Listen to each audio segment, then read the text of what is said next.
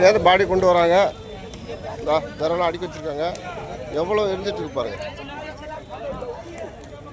இதை கொண்டு வந்துட்டுருக்காங்க.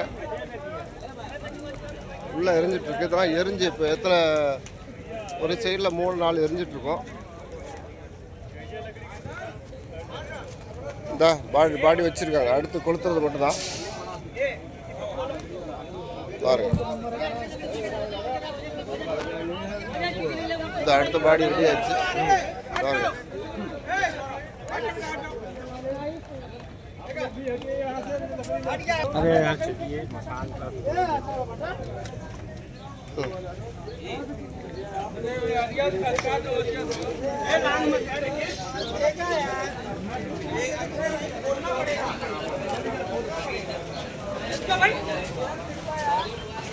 பாருங்க எத்தனை பாடி வந்துட்டு இருக்கு. என்ன ஒரு பெரிய ஒரு சக்தி அப்படின்னா, இத்தனை பாடி வந்துட்டு இருக்குல்ல, எந்த ஸ்மெல்லுமே வராது.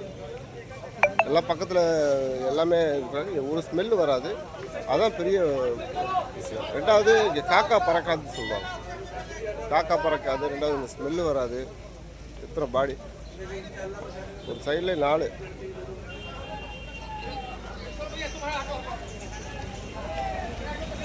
எல்லாம் யூடியூப்பில் பார்த்துருப்பீங்க.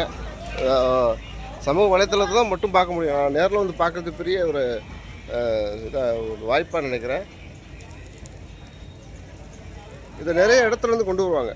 நிறைய இது ஏன்னா புண்ணியஸ்தலங்களால் நிறைய பேர் வெளிநாட்டிலேருந்து கூட கொண்டு வந்து பாடி எரிக்கிறக்கூடிய வாய்ப்பாக அதை அவங்க பயன்படுத்திக்குவாங்க. ஏன்னா நேரடியாக அவங்களுக்கு வந்து மோட்சம் கிடைக்கணும்னு சொல்லிட்டு இங்கே வந்து எரிப்பாங்க.